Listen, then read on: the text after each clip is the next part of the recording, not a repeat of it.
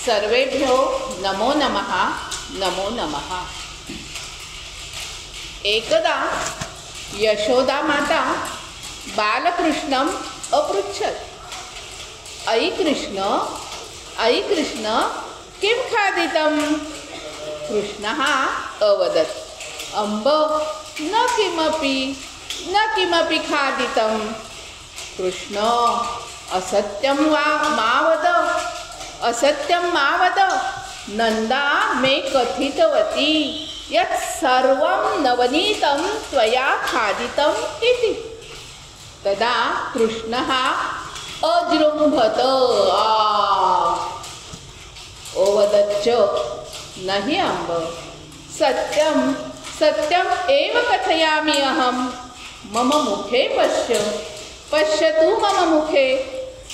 अयि देवकी नंदन, गोपी कथितवती यत् सर्वं दुग्धं पीतं त्वया इति। नहि मातः, अहं किञ्चिदपि दुग्धं न पीतवान्। शपथेन उक्तम् अम्ब। आम् इति यशोदा उक्तवती।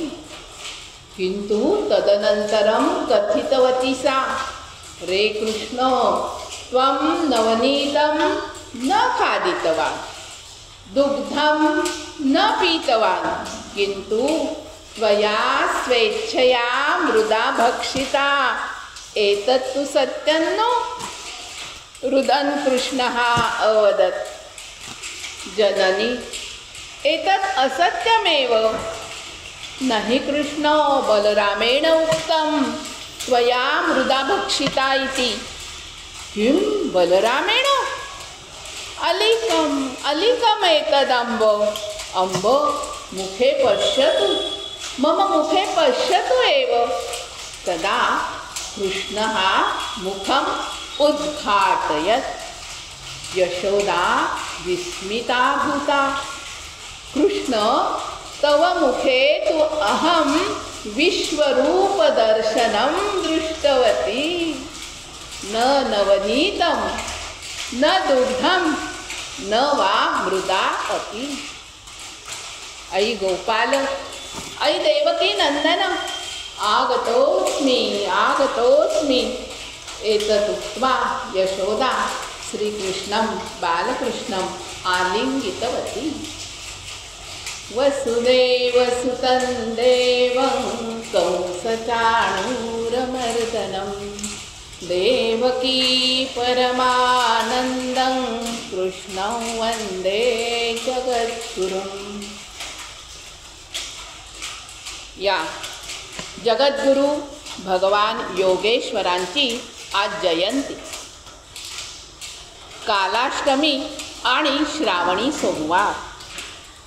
सर्व परीने महत्त्वपूर्ण अशा या श्रवण करण्यास योग्य अशा श्रावण मासी अष्टमी तिथीला विश्वरूप दर्शन योगाबद्दल विचार मांडण्याची संधी मला गीता धर्म मंडळाने करून दिली आहे। त्याबद्दल त्यांना मनपूर्वक धन्यवाद देते। मोठ्या विषयाचं हे शिवधनुष्य यथामती पेलण्याचा माझा हा अल्पसा प्रयत्न आहे। तेव्हा भगवंतांना वंदन करून, गुरूंचं स्मरण करून, सर्व उपस्थितांना प्रणाम करून मी माझ्या विषयाकडे वळते।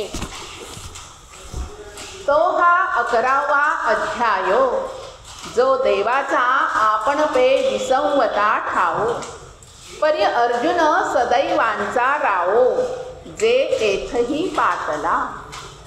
असा हा 11वा अध्याय। म्हणजे परमात्मा श्रीकृष्णाचं जणू विश्रांती स्थान, मोक्षस्थान। आतापर्यंत 10 अध्याय सांगून झाले आणि या अध्यायात आता सांगायचं नाहीच आहे, तर काय आहे, दर्शन द्यायचं आहे, स्वरूप दाखवायचं आहे।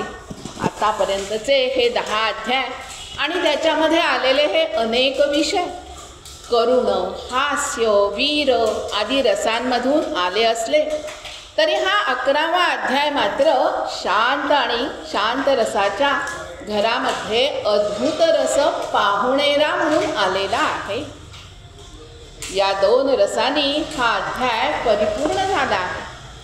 अर्जुनाला अशा विलक्षणतेने नटलेल्या या अध्यायामध्ये विश्वरूपाची भेट भगवंतांकडून मिळाली आहे. जेथ शांताची या घरा अद्भुत आला आहे पाहुणेरा. आदी येराही रसा पांती करा जाहला मानू. गीता, ज्ञानेश्वरी हे ग्रंथ म्हणजे शांती रसाचं प्रत्यक्ष माहेरघर. अशा या शांततेने भरलेल्या घरामध्ये यापूर्वी कधीही न झालेला अद्भुत नावाचा पाहुणा मेजवानीसाठी आला आहे. नावाप्रमाणेच त्याच्यात विलक्षणता तर आहेच आणि ती या अध्यायामध्ये तर अगदी उचंबळून आलेली आपल्याला दिसते आहे.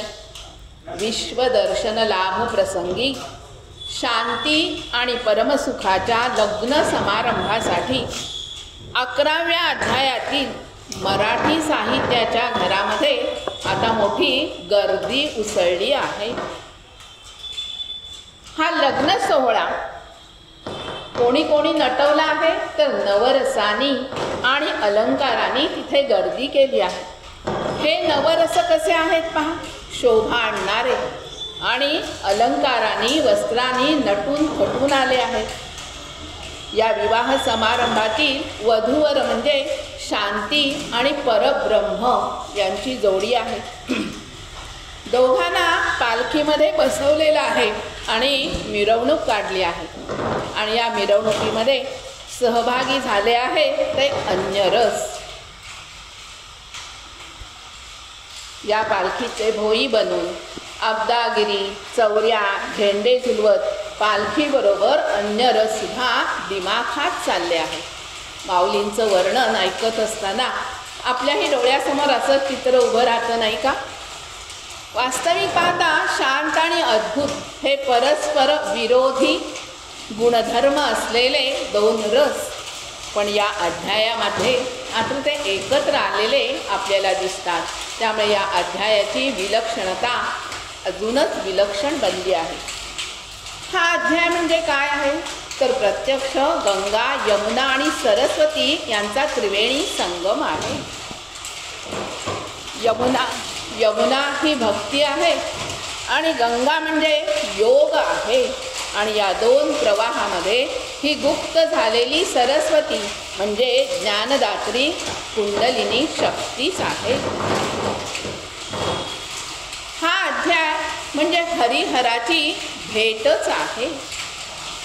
हरी ही भक्तीची देवता आणि हर हे योगाचं दैवत.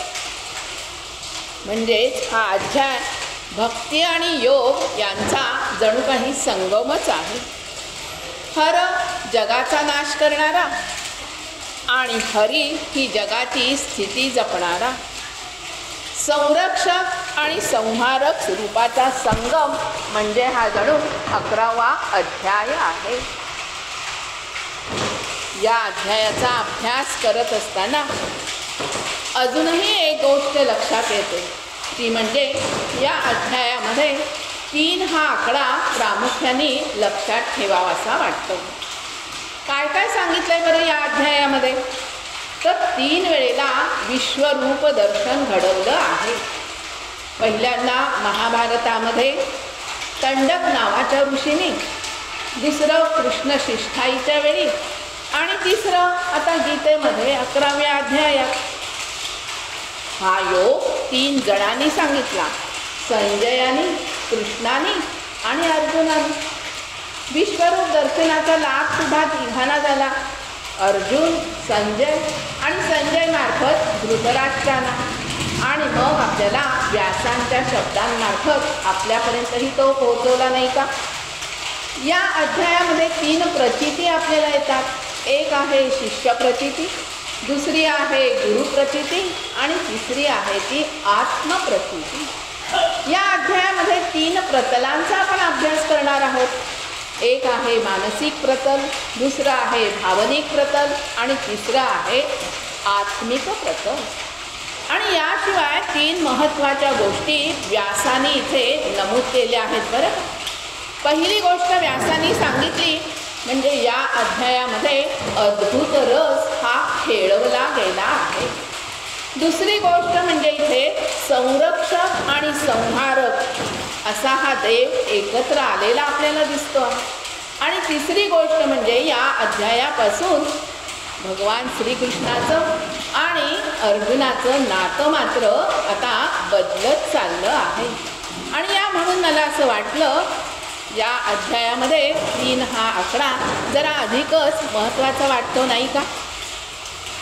विभूती योगाच्या शेवटी भगवंतानी अर्जुनावर विशेष कृपा केली आणि सांगितलं माझ्या एका अंशाने अखिल जगत हे व्यापलं आहे. एकांशेन स्थितो जगत. विराट व्यापक असा मी तुझा आता सारथी झालो आहे. तुझ्या घोड्यांचे लगाम माझ्या हातामध्ये आहेत आणि त्या घोड्यांच्या नियंत्रणाखाली किंवा नियंत्रणासाठी हातात चाबूकसुद्धा मी धारण केला आहे. सर्व विभूतींच्या आणि दिव्य अशा योग शक्तीचा आधारभूत असलेला असा स्वामी आता मी प्रत्यक्ष तुझ्या समोर उभा आहे अर्जुना. आणि मग तुला वेगवेगळ्या विभूती जाणून घेण्याचं एवढं आकर्षण का वाटावं. प्रत्यक्ष परमेश्वर तुला दर्शन देतो आहे. प्रत्यक्ष विभूतीमधून दर्शनाचा लाभ तुला झाला आहे. मग तरीसुद्धा तुला हे आकर्षण का आहे. आणि यावर अर्जुनाने विभूती पाहिल्या हे आपण 10व्या अध्यायामध्ये समजावून घेतलं. एवढं आकर्षण का तर तेवढ्यावरच त्याचं समाधान झालं नाही. अर्जुनाने गुहाच उघडून दाखव असा हट्ट परमेश्वरापाशी केला. अर्थात अर्जुनाची ही आसक्ती लौकिक नाही तर तिथे भगवंतांबद्दल असणारी प्रीती त्याच्या मनामध्ये आहे. भगवंतांबद्दलची प्रीती आणि भगवंतांबद्दल असणारी आसक्ती. म्हणूनच अर्जुनाने भगवंतांकडे विश्वरूप पाहण्याचा हट्ट केला. आणि अर्जुन तर भगवंतांचा प्रिय सखा आणि अशी ही भगवत तत्व जाणून घेण्याची त्याची जिज्ञासासुद्धा अतिशय अलौकिक अशीच होती. ही शुद्ध जिज्ञासा पारमार्थिक आत्मोन्नतीला कारणीभूत ठरते. अर्जुनाच्या मनामध्ये अशी शुद्ध जिज्ञासा निर्माण झाली आणि ती त्याने जागवली. आणि तो भगवंतांना आता काय म्हणाला, केवळ माझ्यावर कृपा करण्यासाठी आपण हे परम गोपनीय गुह्य विषयक वचन आध्यात्मिक वचन मला सांगितलं. त्यामुळे माझा मोह आता नष्ट झाला आहे. माझं अज्ञान थोडंफार दूर झालं आहे. आणि मग अर्जुन म्हणतो मोहोयम विगतो मम मदनुग्रहाय परमम. सुरुवातीचा श्लोक आहे. इथे मोह मात्र आपण वेगळ्या अर्थाने लक्षात ठेवूयात बरं का. मोह हा धातू आहे आणि मोह या धातूचा अर्थ गोंधळून जाणे, संभ्रमात पडणे असा या श्लोकामध्ये आपण घेणार आहोत. वास्तविक पाहता आपण मोह आणि लोभ हे दोनही शब्द एकाच अर्थाने मराठीमध्ये वापरताना दिसतो. पण लोभ म्हणजे काय असतो पहा, की जेव्हा आपण बाजारामध्ये जातो, साड्यांच्या दुकानामध्ये विशेषतः जातो, एखादी साडी आवडते आपल्याला आणि मग ती साडी खरेदी केल्यानंतर पुन्हा दुसरी तिसरी घेण्याचा आपल्याला लोभ होतो. तिथे मोह नाही आहे. त्यामुळे तो लोभ अर्जुनाच्या मनामध्ये नाही. अर्जुनाच्या मनामध्ये मोह आहे. अर्जुन गोंधळून गेलेला आहे, किंग कर्तव्य मूढ झालेला आहे. विभूती दर्शनाने तो अजूनही संतुष्ट झालेला नाही, तर विभूती मागील विराट तत्व पाहण्यासाठी आता तो उत्सुक झाला आहे. आणि म्हणून या अध्यायाच्या सुरुवातीलाच श्लोकाचं वेगळेपण आपल्याला दिसून येतं पहा. हा अनुष्टुप छंदातील पहिला श्लोक. प्रत्येक चरणामध्ये 8 अक्षरं आणि 32 अक्षरांचा श्लोक, अशी ही अनुष्टुप श्लोकाची किंवा छंदाची रचना. पण अर्जुन मात्र इथे प्रारंभी पहिल्या चरणामध्ये 9 अक्षरं बोलून जातो. संपूर्ण गीतेमध्ये हा अनुष्टुप छंदाच्या नियमाला अपवाद असणारा असा श्लोक आहे. अर्थात यामध्ये हे कशामुळे घडलं असावं असा जर आपण विचार केला तर भगवंतांच्या विभूती ऐकून अर्जुन थरथरला. अत्यंत आनंदाने त्याचं हृदय उचंबळून आलं. भगवंतांचा अधिक कृपा प्रसाद मिळाला असता तर विश्वरूप मला अनुभवता आलं असतं. या जाणीवेने, या तृप्तीने, अत्यानंदाने त्याने 8 ऐवजी 9 अक्षरं मुखातून बाहेर पडली. त्याच्या अनुग्रह गुरुला वाटलं तर तो देतो आणि कृपा मात्र आपण मिळवावी लागते. भीष्माचार्य, द्रोणाचार्य इत्यादींवर बाण टाकणार नाही असे म्हणणारा हा जो अर्जुन आहे तो आता मोह गेला असे म्हणू लागला. त्याचं कारण आत्मसंज्ञितम. त्याची 2 विशेषण आहेत पहा. एक विशेषण आहे ते परम आणि दुसरं आहे ते गुह्य. अज्ञानाने मोह उत्पन्न होतो आणि आत्मज्ञानाने अज्ञानाची निवृत्ती होत असते. असं हे भगवंतांचं जे यथार्थ रूप आहे ते अर्जुनाला आता हळूहळू ज्ञात होऊ लागलं, उमगू लागलं. कर्ता असूनही भगवंत अकर्ता आहेत हे आता अर्जुनाने समजावून घेतलं. भगवंतांना कमलपत्राक्ष असं त्यांनी संबोधलं आणि अर्जुन म्हणू लागला, आपण कोमल हृदयी आहात, कमलपत्राक्ष आहात. कमलपत्र पाण्यात असूनही जसं पाण्यापासून अलिप्त राहतं तसं आपण सुद्धा सर्व काही करून अलिप्त असेच आहात. तेव्हा हे परमेश्वरा, आपण आपल्याविषयी जे काही सांगत आहात ते वास्तविक तसंच आहे. परंतु हे पुरुषोत्तमा, आपलं ज्ञान, आपलं ऐश्वर्य, आपली शक्ती, आपलं बल, आपलं तेज, आपलं वीर्य प्रत्यक्ष पाहण्याची आता इच्छा माझ्या मनामध्ये झाली आहे. द्रष्टुमिच्छामि ते रूपमैश्वरम पुरुषोत्तम. इथे अर्जुनाच्या विनंतीमध्ये सख्य भाव आहे, सख्य भक्ती आहे, जिव्हाळा आहे, आप्त भाव आहे. तेव्हा माऊली म्हणतात, ऐसे अगाध जे तुझे विश्वरूप कानी ऐकिजे, जे देखावया चित्त माझे तुताविळ देवा. तुझे विश्वरूपपण आघवे, माझे विशिशी गोचर होवावे. ऐसी थोर आस जीवे बांधोनी ठेवे. भगवंता, अगम्य, अतर्क्य, अगाध असं आपलं जे विश्वरूप आहे ते मी कानाने ऐकलं.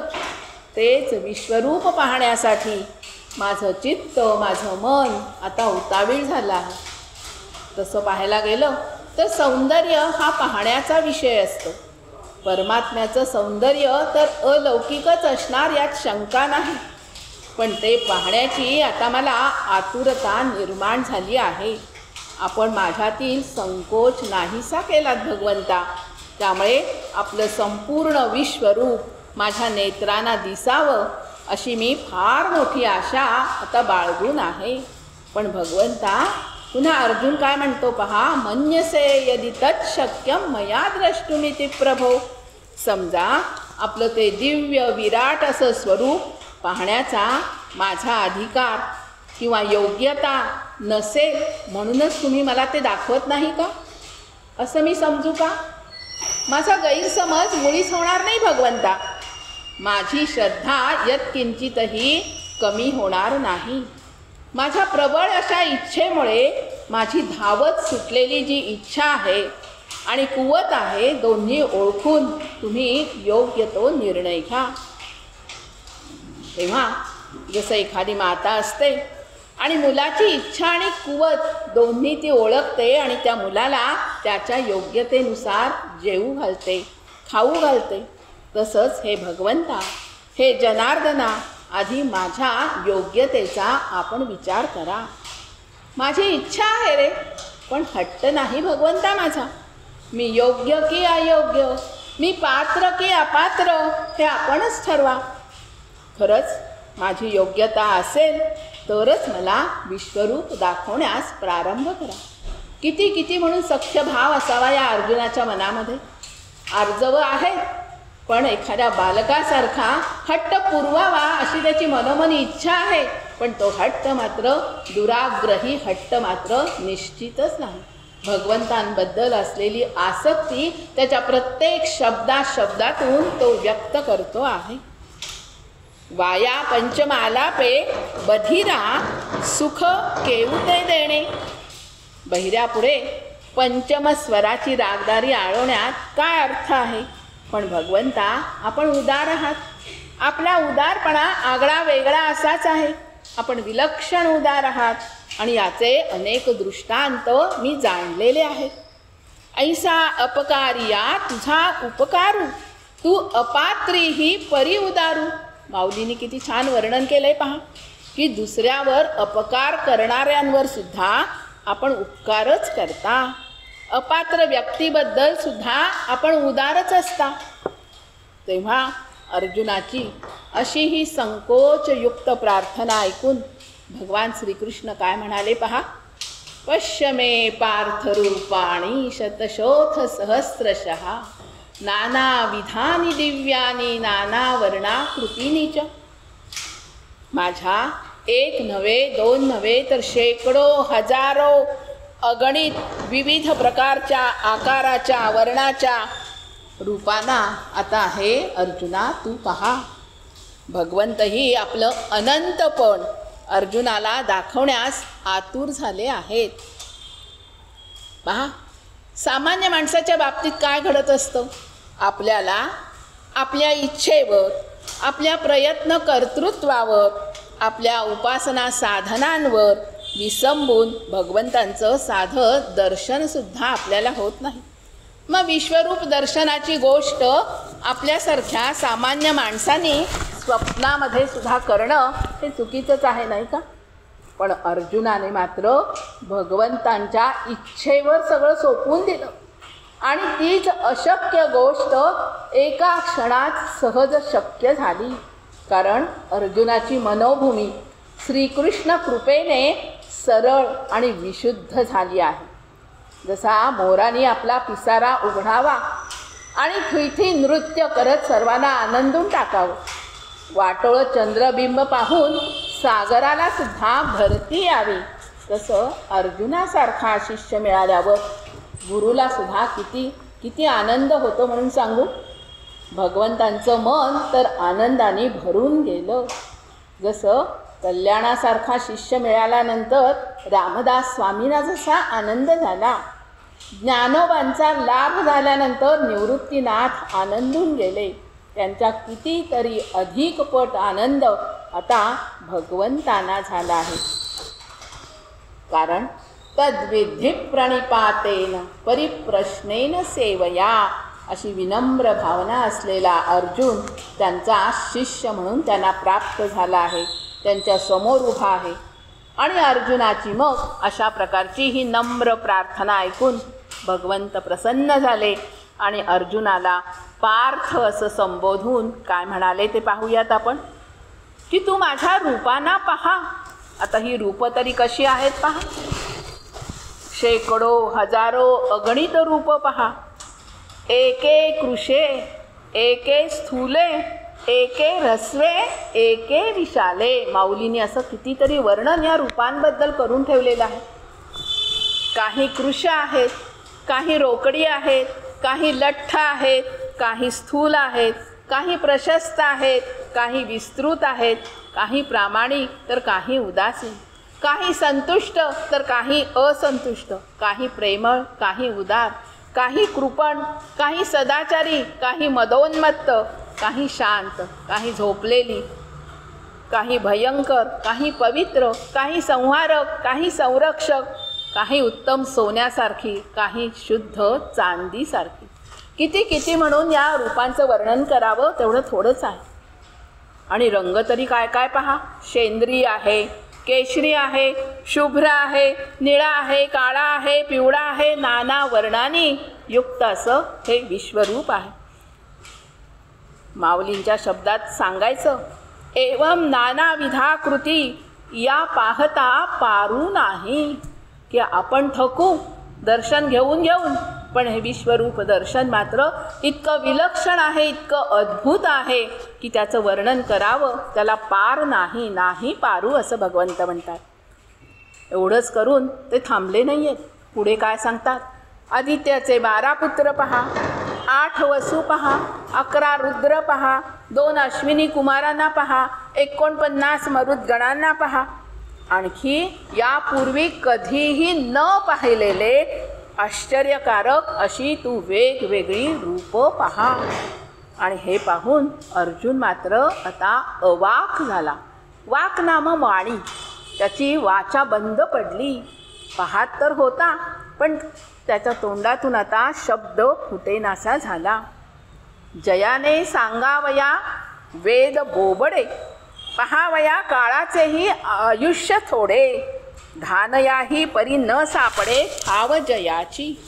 जे पाहण्यासाठी आयुष्यसुद्धा कमी पडावं आणि अशा स्वरूपाचं वर्णन करण्यास वेदसुद्धा असमर्थ ठरावेत असं हे विश्वरूप दर्शन होतं. आता हे भव्य दिव्य प्रखर रूप पाहणं प्राकृत चक्षुना शक्य नाही. हे भगवंतांच्या लक्षामध्ये आलं. आता त्याला दिव्य दृष्टीच हवी. अर्जुन तर भगवंतांचा सखा, भगवंतांचा प्राण, भगवंतांचा आत्मा. तेव्हा भगवंत म्हणतात, दिव्यं ददामि ते चक्षुः. तुझे अर्जुना तुझ्याकडे आहे ते चर्मचक्षु आहे. त्यांची शक्ती फार सीमित आहे, फार थोडी आहे. ते प्रकृतीच्या छोट्या कार्याला पाहू शकतात. मनुष्य, पशु, पक्षी, डोंगर, दर्या इत्यादींना ते पाहतील. पण मन आणि बुद्धी इंद्रियांच्या पलीकडे असलेल्या माझ्या रूपाला मात्र तुझे हे चर्मचक्षु पाहण्यास असमर्थ आहेत. तेव्हा हे अलौकिक रूप पाहण्यासाठी, अतींद्रिय रूप पाहण्यासाठी मी तुला दिव्य चक्षु देत आहे. त्यामुळे काय होईल तर तू दिव्य स्वरूप पाहण्यास समर्थ होशील. आणि दिव्यता पाहणं हा डोळ्यांचा विषय नाही रे अर्जुना, बुद्धीचा विषय आहे, बुद्धीचा. आणि म्हणून हाच अर्थ इथे पश्य या धातूतून भगवंतांनी स्पष्ट केला आहे. जे जाणण्यात येतं तेही भगवंत आहेत, जे पाहण्यात येतं तेही भगवंत आहेत. भगवंत पाहावा, भगवंत अनुभवावा, भगवंतांचं दर्शन घ्यावं. सगळीकडे भगवंत भगवंतच आपल्याला दिसावा. आणि आता मग पुढील 5 श्लोकांमध्ये विश्वरूप दर्शन सोहळ्याचं वर्णन आता संजयनी करायला सुरुवात केली आहे. संजय मार्फत ते धृतराष्ट्रांपर्यंत पोहोचवण्याचं काम संजय करतो आहे. की भगवंतांचं हे जे वचन आहे ना, हे वचन म्हणजे केवळ एक 2-4 अक्षरं नाही आहेत. अक्षर या शब्दामध्येच पहा त्याचा अर्थ सामावलेला आहे. न क्षरहा इति अक्षरहा, जे कधीच नाश पावणार नाही. आणि म्हणून ते भगवंतांचं वचन आहे. समाजाला प्रकाशित करणाऱ्या त्या जणू ज्ञान ज्योती आहे. आणि या ज्योती अर्जुनाकरता भगवंतांनी उजळविल्या आहेत. संजय धृतराष्ट्राला या श्लोकामध्ये राजन असं संबोधतो पहा.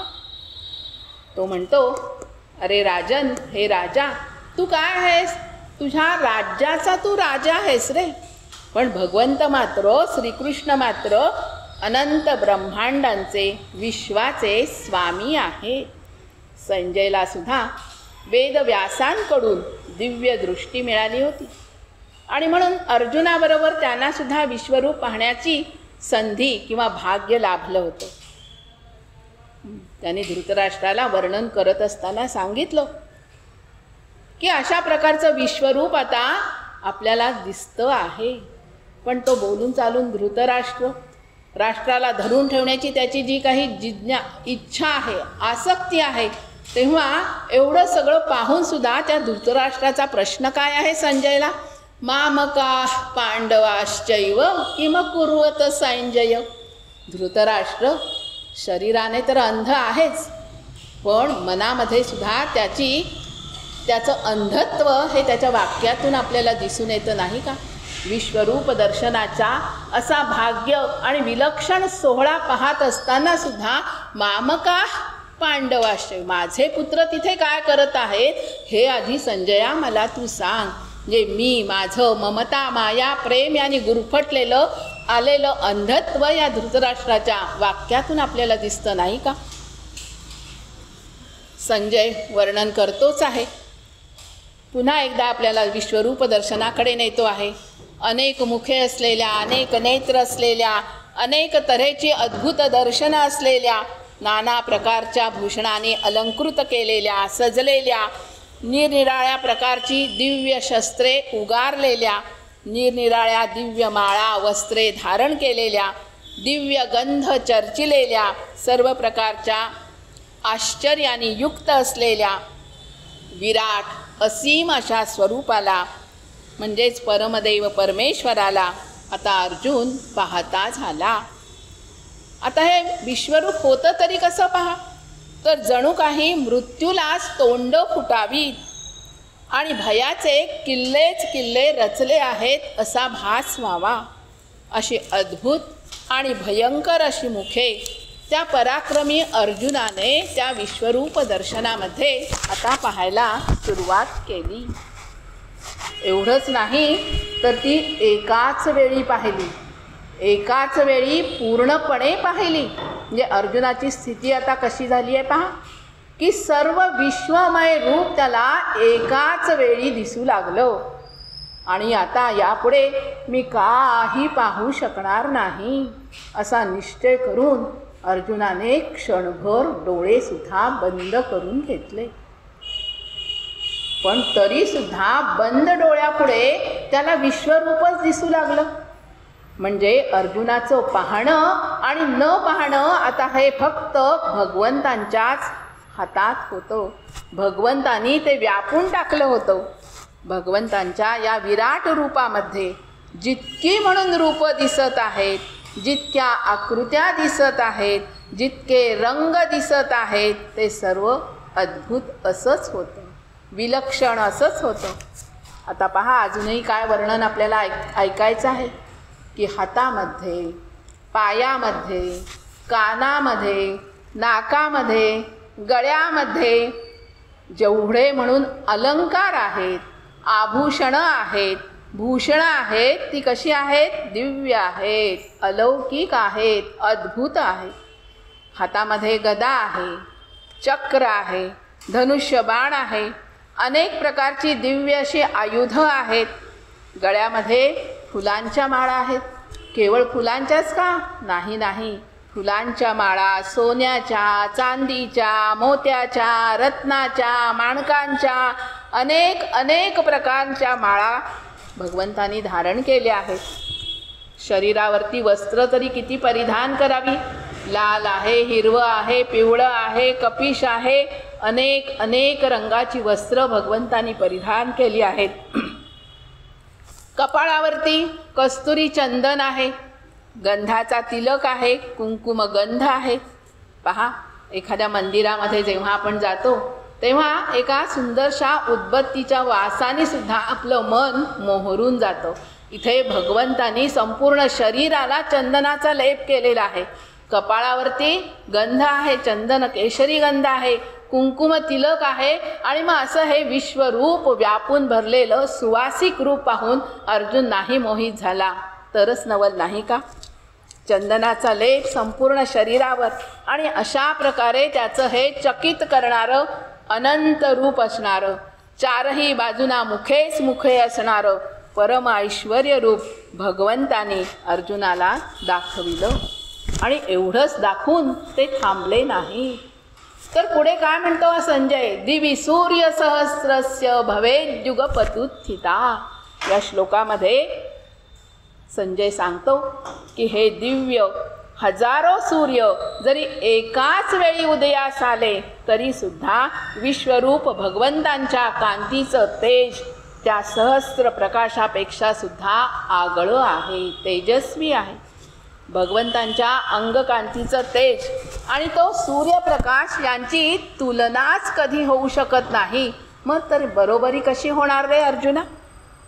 अशा या परमात्म्याची अलौकिक प्रभा अर्जुनाला आता क्षणोक्षणी जाणवत होती. आणि त्याच वेळी आठवण होते ती आपल्या नागासाकी आणि हिरोशिमा यावरती, या शहरांवरती पहिला अणुबॉम्ब टाकला गेला. त्यावेळी बॉम्ब टाकणाऱ्या त्या वैमानिकाला असाच लखलखाट पाहण्यास मिळाला असावा, असाही दृष्टांत सांगितला जातो.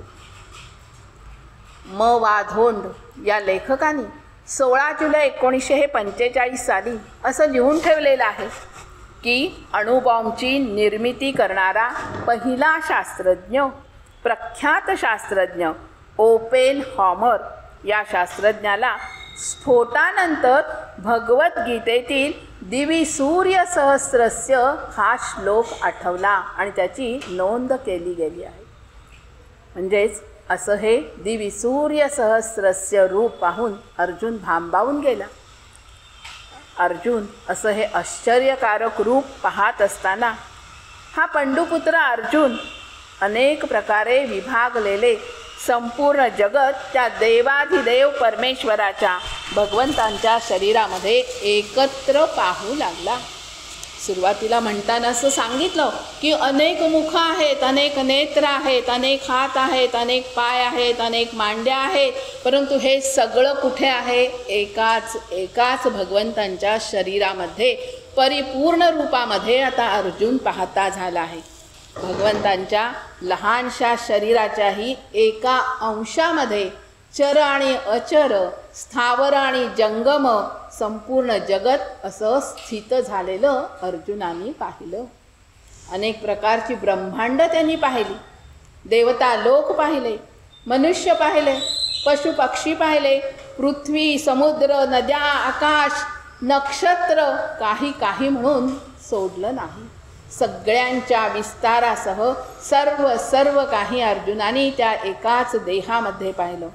आणि मग पूर्वी यशोदा मातेलाही श्रीकृष्णाने आपल्या मुखात असंच विश्वरूप दर्शन दिलं होतं. याची ही छोटीशी आठवण मी सुरुवातीला आपल्याला करून दिली आहे. आता हे सगळं वर्णन ऐकल्यानंतर, वाचल्यानंतर, अर्जुनाने अनुभवल्यानंतर आणि गीतेच्या मार्फत आपण सुद्धा त्याचं श्रवण केल्यानंतर असं जाणवतं की पावसाळ्याच्या सुरुवातीला पर्वतांच्या सर्वांगावरून जसं पाणी वाहून जातं आणि मग पर्वतावर सर्वत्र गवतांचे अंकुर आपल्याला दिसू लागतात. एरवी उन्हाळ्यामध्ये उघडे बोडके असलेले पर्वत आता हिरव्यागार वनश्रीनी नटून जातात. त्याप्रमाणे श्रीकृष्णांच्या कृपेचा हा पहिला पाऊस पडल्यानंतर आनंदित झालेल्या अर्जुनाच्या अंगावरती सुद्धा असेच रोमांच उभे राहिले. आनंदाच्या उर्मी शरीरावर उसळून आल्या. भगवंत तर विश्वतोमुख आहेत याची जाणीव त्याला झाली. प्रत्येकाच्या समोर भगवंत आहेतच. वासुदेव सर्वमिती. अनेक प्रकारांनी आपण आत्तापर्यंतच्या 10 अध्यायांमध्ये वासुदेवाचं सर्वत्र रूप आपण पाहतोच आहोत. अर्जुनाला सुद्धा भगवंत समोरच दिसत आहेत. तेव्हा त्यांच्याकडे पाहून मस्तक वाकून हात जोडून भगवंतांची प्रार्थना आता त्याने स्तुती रूपात करायला सुरुवात केली. कमळावर बसलेले ब्रह्मदेव, शेषशायी विष्णू, कैलास पर्वतावरील वटवृक्षाखाली बसलेले भगवान शंकर, पृथ्वीवर राहणारे सर्व ऋषी, पाताळासहित पाताळातील दिव्य असे सगळे सर्प, ब्रह्म, वैकुंठ आणि कैलास असे हे 3 लोक श्रीकृष्णाच्या शरीराच्या एका भागात एकत्र आलेले पण विभागशः असलेले आता अर्जुनाने पाहिले. आणि तो काय म्हणू लागला? हे संपूर्ण विश्वाचे स्वामी असलेल्या भगवंता, आपणाला अनेक हात आहेत, अनेक उदरं आहेत, मुख आहे, डोळे आहेत, आपणा सर्व बाजूनी अनंत रूप आहेत असा मी आपल्याला पाहतो आहे, पुन्हा पुन्हा अनुभवतो आहे. यामध्ये न आपला आदी न आपला अंत, त्यामुळे मध्य असण्याचा काही प्रश्नच उरत नाही. नांतो न मध्यन्न पुनस्तवादिम अशा प्रकारच्या श्लोकामधल्या ओळी आपल्याला आठवत असतील. आणि मग आपणाला मी मस्तकावर आता कसा पाहतो पहा. अर्जुनाने पुन्हा वर्णन केलं की भव्य मुकुट आहे, हातामध्ये गदा आहे, पद्म आहे, शंख आहे, चक्र आहे आणि या सगळ्या वेगवेगळ्या आयुधांनी युक्त असं भगवत स्वरूप माझ्या डोळ्यासमोर आहे. आपली कांती आहे तरी कशी, तर दैदिप्यमान तेजस्वी अशी कांती आहे. प्रकाशाने डोळे दिपून जात आहेत. दिव्य दृष्टी अर्जुनाला आहे, पण दिव्य दृष्टी असून सुद्धा अर्जुन असं वर्णन करतो आहे. म्हणजे साध्या चक्षूंची तर काय अवस्था झाली असती पहा, की दिव्य चक्षुनी सुद्धा ते तेज पाहून त्याचे डोळे दिपून जात आहेत असं अर्जुन पुन्हा पुन्हा भगवंतांना म्हणतो आहे. परमात्म्याच्या अद्भुत दर्शनानं ब्रह्मलोक हा किरीट आहे. गदा म्हणजे त्या परमात्म्याची प्रचंड शक्तिरूप ऊर्जा आहे, प्राण आहे. आणि संसाराला प्रकाशित करणारे हे चंद्र आणि सूर्य म्हणजे त्याचे नेत्र आहेत. प्रदीप्त अग्नी हे त्याचं मुख आहे. आपल्या तेजाने जगताला ते तप्त करीत आहेत. या अद्भुततेला कल्पनांचा मात्र थारा नाही, आश्रय नाही. भगवंतांच्या विराट रूपाप्रमाणेच अगाधपण हेच त्याचं एकमेव अधिष्ठान आहे, जे कुठेही इथे कल्पनारम्य शक्तीला वाव नाही आहे. हे सगळं काय घडतं आहे, प्रत्यक्ष घडतं आहे. प्रत्यक्ष दर्शन अर्जुनाला होतं आहे. आणि मग काही वेळेला संजयच्या मुखातून आणि काही वेळेला प्रत्यक्ष अर्जुनाच्या मुखातून आज आपण ते ऐकतो आहोत.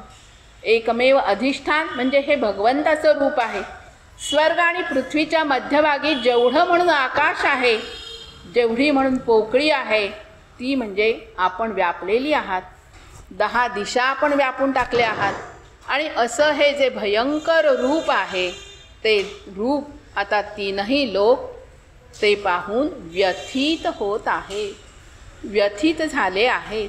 तेव्हा हे गोविंदा वेगवेगळ्या संबोधनांनी अर्जुनही भगवंतांना साथ घालतो आहे. आणि भगवंतही अर्जुनाला कधी पार्थ म्हणतात, कधी धनंजय म्हणतात, कधी गुडाकेश म्हणतात, वेगवेगळ्या नावामध्ये कधी परंतप म्हणतात. आणि वेगवेगळ्या विशेषणांनी त्या नावामध्ये असलेली सार्थकता भगवंतांनीही अर्जुनाच्या वतीने ती स्पष्ट केलेली आपल्याला दिसते आहे. आता अर्जुन म्हणतो, हे गोविंदा, हे सर्व देवांचे समूह आपल्यामध्ये, आपल्या मुखामध्ये प्रवेश करते झाले आहेत. त्यातले काही जण भयभीत झाले आहेत, हात जोडून उभे आहेत. आपल्या नामाचं, गुणांचं उच्चारण ते करीत आहेत. महर्षींचे, सिद्धांचे समुदायसुद्धा जगताचं कल्याण असो स्वस्तित्युक्त्वा असे शब्द आहेत पहा. असे म्हणत म्हणत उत्तम उत्तम अशा स्तोत्रांनी आपली आता स्तुती करत आहेत. त्याच्यामध्ये 11 रुद्र आहेत, 12 आदित्य आहेत, 8 वसु आहेत, साध्य गण आहे, विश्वदेव आहे, 2 अश्विनी कुमार आहेत, मरुद्गण आहेत, पितरांचा समुदाय आहे, गंधर्व आहेत, यक्ष आहेत, राक्षस आहेत, सिद्धगण आहेत. आणि सर्व समुदाय, सर्वजण आता विस्मित होऊन आपल्या रूपाकडे पाहत आहेत. आणि मग माऊली म्हणतात तसं, पाहात पाहात प्रतिक्षणी विस्मित होऊन अंतःकरणी, करीत निज मुकुटी ओवाळणी प्रभुजी तुझी. हे सगळं रूप पाहिल्यानंतर अर्जुनसुद्धा काय म्हणतो पहा. आता इथे भगवंतांना तो महाबाहो असं म्हणतो. महाबाहो हे विशेषण दोघांसाठी सुद्धा गीतेमध्ये आलेलं आहे. भगवंतांनीही अर्जुनाला महाबाहो असं म्हटलं आणि अर्जुन आता भगवंतांना महाबाहो असं म्हणत. ज्यांच्या बाहूमध्ये अतिशय पराक्रम आहे असे हे महाबाहो दोघेही आहेत. आता अर्जुन भगवंतांना महाबाहो म्हणताना काय म्हणतो पहा, की आपलेही अनेक तोंड आहेत, अनेक डोळे असलेले, अनेक हात पाय असलेले, अनेक मांड्या असलेले, अनेक उदरांचे असलेले, अनेक विक्राळ दाढांचे असलेले असे हे महान रूप पाहून सगळे लोक मात्र आता भगवंता व्याकुळ होऊ लागलेत रे. आणि माझी सुद्धा थोडीफार तशीच अवस्था झालेली आहे. विश्वरूप दर्शनामध्ये भगवंतांनी काय केलं पहा, एकदमच उग्र रूप अर्जुनाला दाखवलं नाही, क्रमाक्रमाने त्याच्यामधली उग्रता ते वाढवत गेले आहेत. सुरुवातीला 15 ते 18व्या श्लोकापर्यंत विश्वरूपामध्ये देवरूपाचं दर्शन घडवलं. 19 ते 22व्या श्लोकापर्यंत उग्र रूपाचं दर्शन घडवलं. आणि मग पुढे 23 पासून 30व्या श्लोकापर्यंत अत्यंत उग्र स्वरूपाचं वर्णन ते दाखवते झाले आहेत किंवा करत आहेत. म्हणजेच ही विश्वरूपाची जी विलक्षणता आहे, ही विलक्षणता अशी विविध रूपाने नटलेली आहे, भरलेली आहे. डोळे आहेत, पण ते कसे आहेत? सर्वसामान्यांसारखे नाही, इतरांपेक्षा भिन्न आहेत. इतर डोळ्यांहून ते भिन्न आहेत. भिन्न प्रकारची मुखे आहेत, भिन्न प्रकारचे हात आहेत, मांड्या आहेत, पाय आहेत. सगळ्याच बाबतीत आहे तो अद्भुत असा वेगळेपणा आहे. वर्ण, आकृती, क्रिया सगळंच भिन्न आहे. चित्र विचित्र मुखातील दाढांचा सुद्धा तसाच प्रकार आहे.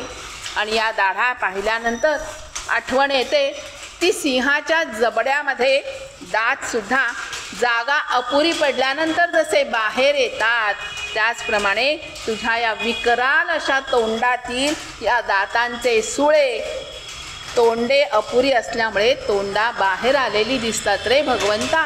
असं हे विकराळ रूप पाहून आता लोक मात्र काय झाले आहेत? भयभीत झाले आहेत, व्याकुळ झाले आहेत. तेव्हा माऊलींनी काय वर्णन केलंय पहा. परी नवल बापा हे महामारी, इया नाम विश्वरूप नाही, हे भ्यासुरपणे हारी भयासी. आणि आपल्या भयंकर रूपाला आपण गोंडस असं नाव दिलं. काय तर विश्वरूप दर्शन. आणि हाच मोठा आश्चर्याचा धक्का आहे रे अर्जुना, भगवंता मला.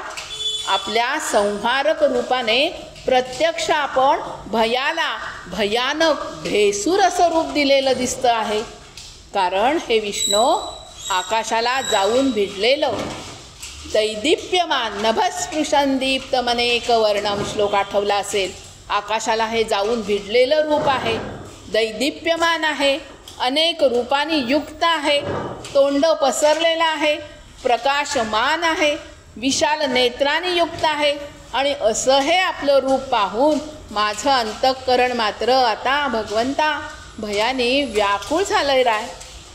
माझं धैर्य, माझी शांती, माझं सुख हे आता सगळं ढळलं आहे रे भगवंता. दंष्ट्रा कराला निचते मुखानी, दुष्टैव काला नलसन्निभानी, दिशो न जाने न लभेच शर्म, प्रसीद देवेश जगन्निवास. आणि हे भगवंता आपलं विक्राळ दाढांची प्रलयाग्नीसारखी अशी ही प्रज्वलित तोंड पाहून मला आता दिशासुद्धा समजेनाशा झाला आहेत रे. माझं सुख शांती मला प्राप्त होईनाशी झाली आहे. म्हणून देवाधिदेवा जगन्निवासा आता आपण प्रसन्न व्हावं. प्रसीद देवेश जगन्निवास. पहा, वास्तविक पाहता भगवंतानी प्रसन्न होऊनच अर्जुनाला विराट रूप दाखवलं किंवा विराट रूप भगवंत दाखवत आहे.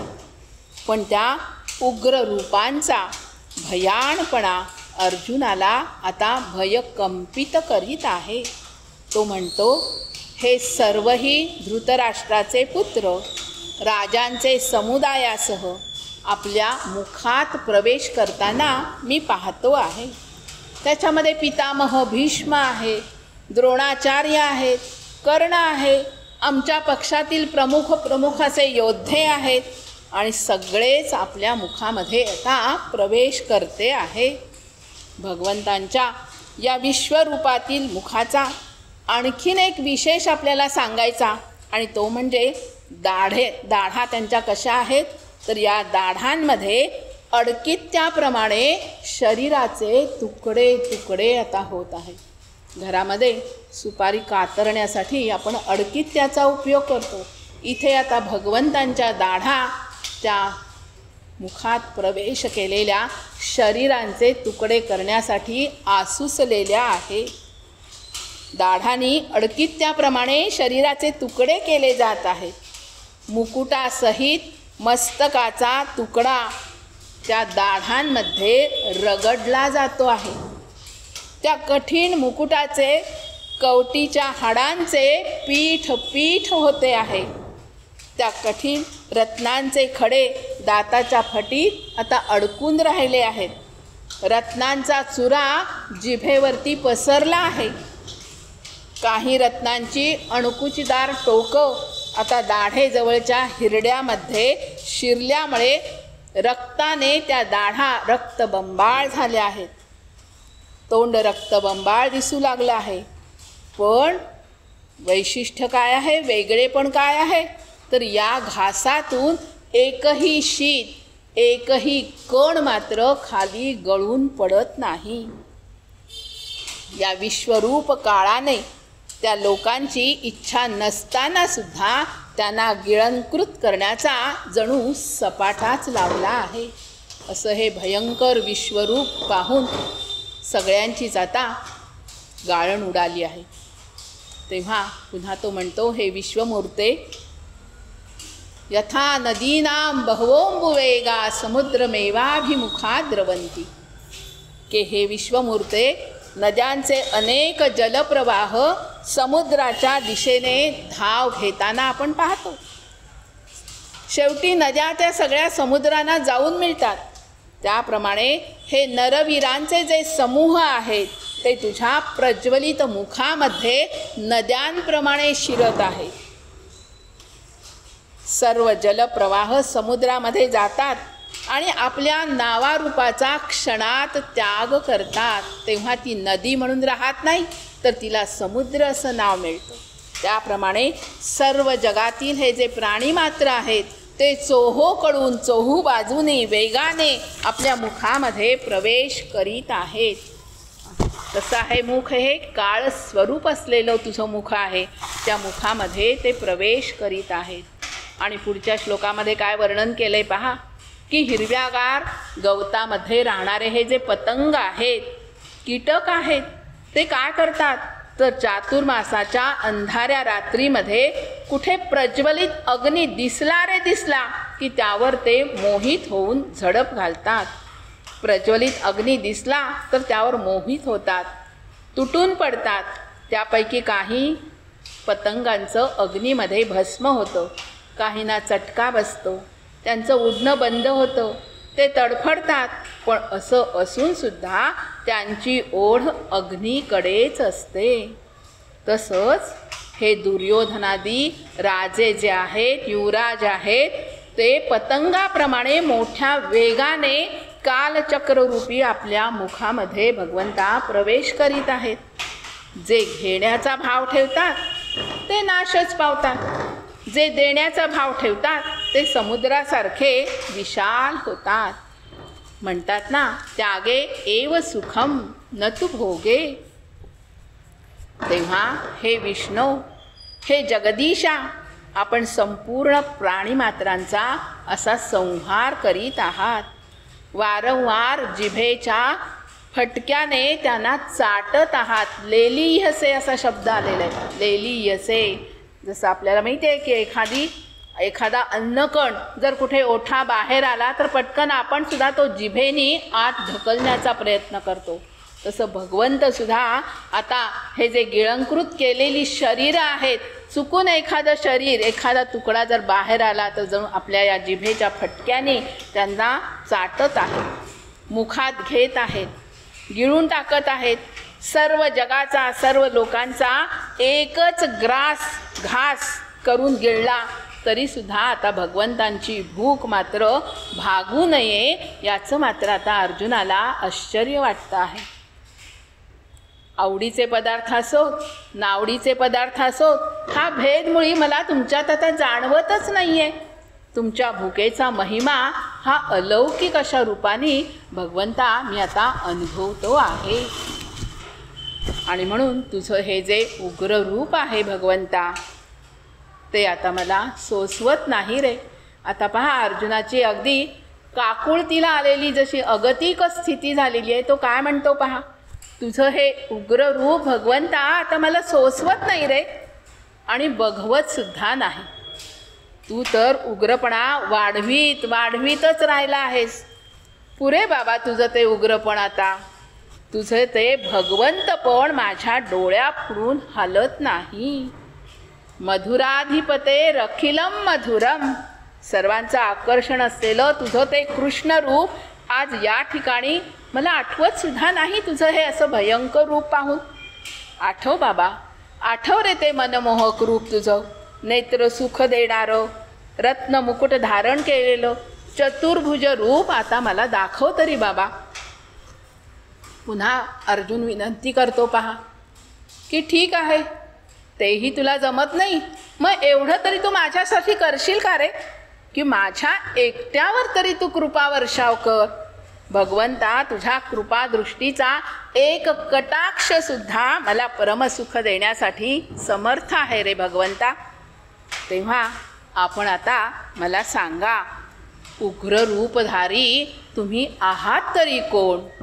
की मी पाहिलं सगळं, तुमचं रूप पाहिलं, मुख पाहिली, हात पाहिले, डोळे पाहिले, नाक पाहिले, सगळं पाहिलं, पण आता पुन्हा माझ्या मनामध्ये हा प्रश्न निर्माण झाला की हे उग्र रूपधारी आपण आहात तरी कोण? अर्जुनाने पुन्हा आपला प्रश्न विचारला.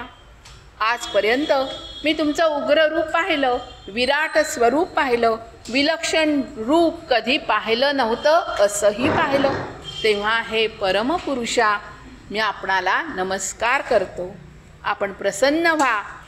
ऐसे बोलुनी वीरे चरण नमस्कारिले शिरे, मग म्हणे तरी सर्वेश्वरे अवधारीचे. आता अर्जुनाच्या या प्रश्नाला भगवंत काय उत्तर देतात पहा. अरे अर्जुना, मी कोण आहे, मी कोण आहे असे म्हणून तू का विचारतोस? एखाद्या एवढ्या उग्रतेने कशासाठी तू विचारतोस? मी एवढा विशाल का आहे हेच तुला उत्तर हवंय ना अर्जुना? मग ऐकस तर. आणि मग भगवंत म्हणतात, कालोस्मि लोकक्षयकृत प्रवृद्धो लोकान् समाहर्तुमिह प्रवृत्तः. या श्लोकातून भगवंत आता बोलू लागतात. म्हणतात, मी कोण आहे तर मी संपूर्ण लोकांचा काळ आहे. कालोस्मी, कालः अस्मी. मी लोकांचा नाश करणारा काळ आहे. या सर्व लोकांचा संहार करण्यासाठीच मी इथे आलो आहे. तुझ्या प्रतिपक्षामध्ये जे जे म्हणून योद्धे आहेत ते सर्व तू युद्ध केले नाहीस तरी राहणार नाही. पूर्वी तू म्हणाला होतास, नो योत्स्ये, आठव 2रा अध्याय, मी लढणार नाही. तुला वाटतं की तू युद्ध केलं नाहीस म्हणजे हे योद्धे मरणार नाहीत, पण तुला युद्ध करण्याने तुझ्या किंवा न करण्याने यात काहीही फरक पडणार नाही. कारण मी सर्वांचा संहार करण्यासाठी येथे आलो आहे, प्रवृत्त झालो आहे. तू मारले नाहीस तरी कौरवसेना वाचणार नाही. मी काळ रूपाने सर्वांना केव्हाच खाऊन टाकलं आहे, तेव्हा संहार होणार हे निश्चितच आहे. तू आपल्या युद्धरूपी कर्तव्य कर्माचं मात्र आता पालन कर. आणि म्हणून अर्जुना, तू युद्धासाठी उभा राहा, फक्त उभा राहा. आणि म्हणून या श्लोकामध्ये सगळी जी क्रियापद आलेले आहेत, उत्तिष्ठ, लभस्व, तस्मात् उत्तिष्ठ, लभस्व, भुंक्ष्व, सगळी जणू काही भगवंत आता आज्ञा करत आहेत. आत्तापर्यंत भगवंत तू करावंस, तू हे कर असं सांगत नव्हते. आता भगवंतांनी केलंच पाहिजे असा आग्रह अर्जुनाला करत आहेत. तस्मात् त्वमुत्तिष्ठ यशो लभस्व, अशा प्रकारच्या या क्रियापदानी, आज्ञार्थक क्रियापदानी भगवंत जणू आता अर्जुनाला आज्ञा करतात. आणि काय काय सांगतात? उत्तिष्ठ, आता खूप झालं वेळ बसून, आता उभा राहा, युद्धासाठी उभा राहा. आणि मग तुला यश तर प्राप्तच झालेलं आहे. शत्रूंना जिंकून घे आणि धनधान्यांनी समृद्ध असलेल्या संपन्न असलेल्या अशा राज्याचा भुंक्ष्व तू उपभोग घे. यश तुझ्यापुढे चालून आलं आहे, त्याचा तू अवहेर करू नकोस अर्जुना. समृद्ध राज्य कशाला म्हणतात माहिती आहे का? जे निष्कंटक असतं, ज्याला एकही शत्रू नाही, धनधान्यांनी सोयी सुविधांनी जे संपन्न असतं. तेव्हा अर्जुना, या समृद्ध राज्याचा तू आता उपभोग घे. सर्वांचं आयुष्य मी आधीच संपवलेलं आहे. युद्धामध्ये जे आहे जे नाही त्या सर्वांचा संहार झालेलाच आहे. तू कसा आहेस, सव्यसाची आहेस म्हणून मी तुला सांगतो आहे. दोन्ही हातांनी कौशल्याने आपलं बल, वृद्धी, पराक्रम याचा तू पूर्ण विचार कर आणि उत्तिष्ठ, युद्धाला तयार हो. कर्मामध्ये कुठेही उणेपणा आणू नकोस. निमित्त मात्र आहेस हे क्षणभरही विसरू नकोस. निमित्त मात्रम भव सव्यसाचिन. निमित्त मात्र आहेस हे क्षणभरही विसरू नकोस. मी मारलो, मी विजय मिळविला, मी प्रयत्न केले असा अभिमानाचा भावसुद्धा मनामध्ये ठेवू नकोस. पुरुषार्थाचा अभिमान हाच मुख्य अडथळा असतो रे अर्जुना. आणि तो दूर करण्यासाठी निमित्त होण्याचा भाव मात्र तू सदैव जागृत ठेव. तू विजय मिळव, पण विजयाचा अभिमान बाळगू नकोस, अहंकारी होऊ नकोस. तू क्षत्रिय आहेस, तुला तुझं कर्तव्य करण्यात कसलंही पाप लागणार नाही. आणि म्हणून भगवंत अशा प्रकारची अर्जुनाची आता समजूत किंवा एक प्रकारे अर्जुनाला आज्ञा देत आहेत. वास्तविक भगवान श्रीकृष्णाने अर्जुनाच्या सर्व प्रश्नांची उत्तम प्रकारे उत्तरं देऊन त्याला निशंक केलेलं आहे. पण इतकं सांगून सुद्धा अर्जुन आपला नकार मनातून सोडायला तयार नाही. पहिल्या अध्यायामध्ये आलेला विषाद अजूनही फक्त म्हटलं त्यांनी सुरुवातीला की मोहोयम विगतो मम, पण तो पूर्णपणे गेलेला नाही. शेवटी जेव्हा 18व्या अध्यायामध्ये अर्जुनाच्या तोंडी तो श्लोक आहे तेव्हाच तो निघून जाणार आहे. अर्जुनाचा नकार इथे त्याच्या कर्तव्यामध्ये अडथळा आणणारा ठरतो आहे. भगवंत जय पराजयाची संपूर्ण जबाबदारी आपल्यावरती घेत आहेत, स्वतःकडे घेत आहेत. दिव्य शक्तीचा अनुभव संकल्पाने देत आहेत, मुखाने दिव्य उपदेश देत आहेत. निमित्त मात्रम भवसव्यसाचीन असं पुन्हा पुन्हा सांगत आहेत. इथे भगवंत आणि अर्जुन यांच्या संवादाचं संजयनी मात्र मार्मिक स्पष्टीकरण केलेलं आपल्याला दिसतं. कालोस्मीपासून मया हतांस्तम जहिमा व्यथिष्ठा इथंपर्यंत भगवंतांनी केवळ नाशाविषयीच सर्व काही आपल्याला सांगितलं.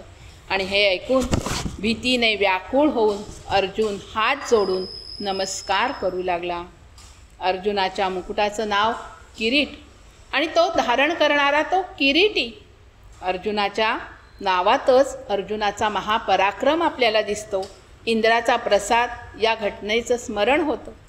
अर्जुन आता भीत भीत भगवंतांचं चरण वंदून म्हणू लागला, देवा, आपण म्हणाला होतात ना की सर्वजण मरतील पण पांडव मात्र मरणार नाहीत. हे मी ऐकलं ते खरं आहे ना? हे वृत्त संजयने धृतराष्ट्रांना सांगितलं. आणि अर्जुन आता पुन्हा भगवंतांची भरभरून स्तुती करू लागला. हे महात्मन, आपण कोण आहात? गुरूंचेही गुरु आहात, ब्रह्मदेवांचेही देव आहात, आदी कर्ता आहात, आदी देव आहात, पुराण पुरुष आहात, परमधाम आहात, अनंत आहात, विराट आहात. वायू, यमराज, अग्नी, वरुण, चंद्रमा, दक्ष, प्रजापती, पितामहसुद्धा आपणच आहात.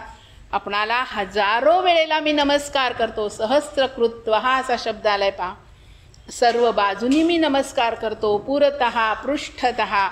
आणि मग 41 आणि 42 या श्लोकामध्ये तर भगवंतांची प्रार्थना करीत आता अर्जुन मात्र साष्टांग नमस्कार करून प्रार्थना करू लागला. क्षमा मागू लागला. म्हणू लागला, भगवंता, आपला साधेपणा पाहून मी आपल्याला अरे कृष्णा, अरे कान्हा, अरे यादवा अशा एकेरी नावाने हाक मारली रे. यादव हे आपल्या कुळाचं नाव, पण ते असल्यानं त्याचा उच्चारसुद्धा मी एकेरी नावानेच केला रे भगवंता. आपला महिमा न जाणता तुम्ही माझे सखा आहात असे मी समजलो. प्रमादाने, प्रेमाने, हट्टपूर्वक मी एकेरीच तुम्हाला संबोधन वापरलं. हास्य विनोद करताना, चालताना, फिरताना, झोपताना, खेळताना, जागताना, उठताना, बसताना, खाताना, पिताना, एकटे असताना, मित्रांच्या सहवासात असताना, कुटुंबियांच्या समवेत असताना माझ्याकडून जो काही प्रमाद झाला आहे ना भगवंता, त्याबद्दल मी अगदी क्षमा मागतो आहे रे. अर्जुनाचा हा क्षमा प्रार्थना भाव आता क्षणोक्षणी उचंबळून येतो आहे. जसं अर्जुन म्हणतो आहे की सडा शिंपण्याच्या कामामध्ये आम्ही अमृताचा उपयोग केला. अमृत कुंभ आमच्या हाती आला होता, पण त्याला आम्ही ओळखू शकलो नाही. तू परिसाचा खडक म्हणून आम्हाला लाभलास, पण आम्ही त्या खडकाला फोडून भिंतीसाठी उपयोग केला रे भगवंता. कल्पवृक्ष तोडून शेत कुंपणासाठी त्याचा उपयोग केला. तुझी प्राप्ती आम्हाला झाली, पण ती प्राप्ती स्नेही म्हणून आम्ही व्यर्थ घालवली. तुला वर्मी लागेल असंही मी बोललो. तू आम्हाला खूप मान दिलास, पण अतिपरिचयामुळे तुझ्यावरच आम्ही रुसून बसलो रे. पण भगवंता, हे सारं अजानता आहे. अजानता महिमानंत वेदम. मुद्दामहून नाही केलं रे भगवंता. मी आपलं स्वरूप मी जाणलं नाही, किंवा माझ्याकडून न जाणल्यामुळे असे प्रमाद छोटे छोटे घडले माझ्याकडून. घनिष्ठतेचा व्यवहार मी आपणाशी केला. आपण तर माझ्या या अपराधाकडे लक्ष दिलंच नाही. अप्रमेय स्वरूपी आपण आहात. आपण माझ्या या अपराधाबद्दल क्षमा करावी भगवंता. आपण या संसाराचे पिता आहात, पूजनीय आहात, वंदनीय आहात, गुरूंचे गुरु आहात. म्हणून मी आपणाला दंडवत घालतो आहे, साष्टांग प्रणाम करतो आहे. आपणच मला क्षमा करण्यास समर्थ आहात भगवंता. मांडीवर बसलेलं बालक अज्ञानाने पित्याचे कान ओढते, केस ओढते. पित्याच्या पाठीवर बसून घोडा खेळसुद्धा करते. त्यावेळी बालकाच्या क्रियाने पित्याला आनंदच होतो ना रे भगवंता. हा भाव आपण आपल्या मनामध्ये आणावात. आपण माझे अपराध बालक समजून पोटात घालावेत. इथे सख्य रस आहे, वात्सल्य रस आहे, माधुर्य रस आहे. शांत आणि अद्भुताच्या जोडीला हे सर्व रस जणू काही पंक्तीला बसले आहेत असाच भास होतो नाही का. आणि मग आता अर्जुन भगवंतानी सगुण रूप दाखवावे म्हणून प्रेमळ आग्रह करू लागतो. विराट रूप दाखवण्याची मी भगवंतांना विनंती केली, आणि त्या क्षणी भगवंतानी मला विराट रूप दाखवलं. आता देवरूप, चतुर्भुज रूप, सौम्य सगुण रूप दाखवण्यासाठी मी प्रार्थना केली, तर भगवंत निश्चितच आपल्याला ते रूप दाखवतील असा विश्वास अर्जुनाच्या मनामध्ये आता निर्माण झाला. आणि मग अर्जुनाने तदेव मे दर्शय देवरूपम अशी प्रार्थना भगवंतांना केली. आणि अर्जुनाच्या या वचनाने करुणाघन भगवंत प्रसन्न झाले आणि म्हणाले, हे अर्जुना, मी प्रसन्न होऊन स्वतःच्या योग सामर्थ्याने माझे हे अत्यंत श्रेष्ठ तेजस्वरूप, सर्वाहून आदी अनंत विश्वरूप तुला दाखवलं, जे तुझ्याशिवाय पूर्वी कोणीच पाहिलं नव्हतं. तू माझ्यापासून उपदेश ऐकण्याची, माझ्या रूपाला पाहण्याची, मला जाणून घेण्याची जिज्ञासा तू दाखविलीस. हे कुरुप्रवीर अर्जुना, कुरुवंशामध्ये तुझी श्रेष्ठता आहे. भगवंताला पाहण्याची इच्छा असणं हेच मुळी मनुष्य जन्माचं श्रेष्ठत्व आहे. तेव्हा माझे अशा प्रकारचे भयंकर असे रूप पाहून हे अर्जुना तू व्यथित होऊ नकोस, किंवा गूढ अशा भावाला सुद्धा तू प्राप्त होऊ नकोस. तू निर्भय हो, प्रसन्न चित्त हो. पुन्हा तेच माझं शंख, चक्र, गदा, पद्म इत्यादी युक्त असलेलं चतुर्भुज रूप बाह्य सुखांपुरतं पाहिलंस तरी मला चालणार आहे. पण या विश्वरूपावर मात्र तू कृतनिश्चय हो, लक्ष ठेव. पांडवानां धनंजयः असं मी तुला विभूती दर्शनात सांगितलं होतं. तू म्हणजे मीच आहे रे अर्जुना, याची सतत आठवण ठेव. आता माझे हे चतुर्भुज रूप मी आता धारण करीत आहे. आणि मग संजयनं हे वृत्त धृतराष्ट्राला सांगितलं. अर्जुनाने चतुर्भुज रूप दाखवण्याची इच्छा करता क्षणीच भगवंत परत मनुष्य रूपामध्ये दिसू लागले. अव्यक्त व्यक्तात आणण्याचं कार्य सहजगत्या चुटकीसरशी झालं. शिष्यावरील प्रेमापोटी हे सारं भगवंतानी केलं. प्रथम कृष्णरूप होते, अर्जुनासाठी विश्वरूप झाले आणि परत पूर्वीच्या कृष्णरूपामध्ये दर्शन देते झाले. कृष्णार्जुनासारखी गुरु शिष्याची अशी ही अलौकिक जोडी आजपर्यंत तरी झालेली नाही. आता अर्जुन म्हणतो, आपल्या या सौम्य रूपाला पाहून माझ्या जीवामध्ये जीव आला. आता मी स्थिरचित्त झालो, शांत झालो, समाधान पावलो. हे द्वारकाधीश असलेल्या माझ्या जीवलग मित्रा, तू मला आता भेटलास, खरा भेटलास. एवढा आनंद दिलास, उत्साह दिलास आणि ते देऊनही थांबला नाहीस, तर माझ्यावरती पर्जन्यवृष्टी करून चैतन्यसुद्धा प्राप्त करून दिलंस. माझ्यात परिवर्तन केलंस भगवंता. आणि म्हणून शेवटी भगवंत काय म्हणतात पहा, अरे पांडवा, तू माझ्याच ठाई मिसळून जा. संपूर्ण कर्तव्य कर्म मला साक्षी ठेवून कर, मलाच अर्पण कर. मतपरायण हो, माझा भक्त हो. केवळ नीती धर्माची प्रस्थापना करण्यासाठी शत्रूशी लढतो, त्याचं कोणाशीही वैर नसतं. म्हणून हे अर्जुना, तू बाण घे, कौरवांचं पारिपत्य कर आणि निर्वैर होऊन युद्धकर्माला तयार हो. अनन्य भक्ताने निष्काम कर्म करणं म्हणजेच भगवंताला ते अतिशय अभिप्रेत असं असतं.